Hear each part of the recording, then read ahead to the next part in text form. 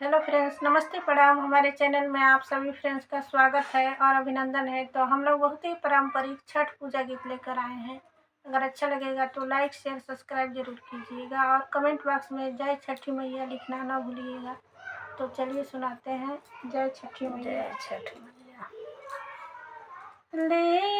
बाला पोतल कोठरिया, सासुजी सुपुली सजाय, सासुजी सुपुली सजाय, जोड़े जोड़ सासु पावा सजावली, हम केवड़िया धइले खाड़, हम केवड़िया धइले खाड़, जोड़े जोड़े फलवा सजवली, हम केवड़िया धइले खाड़, हम केवड़िया धइले खाड़, केतना सजैबू सासु दाउरावा, हम नहीं जाइब छठिया घाट,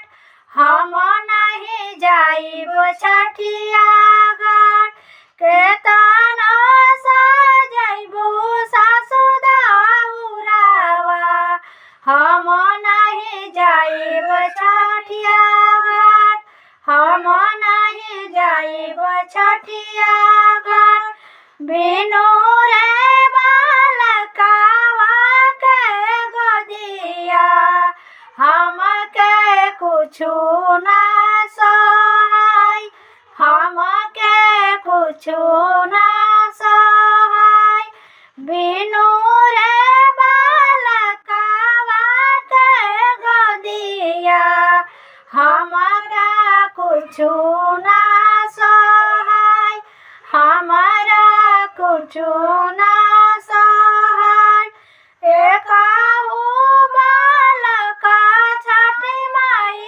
देहती, करती छठिया बरत, करती छठिया तोहार, एकाहू बालका छठी माई देहतू, करती बठिया तोहार, करती छठिया तोहार, एकाहू बालका आदित्य मल देतै, करती छठिया तोहार, आईती छठिया के घाट, जोड़े जल सुपावा सजाईती, देती अर्घ तोहार, देती अर्घ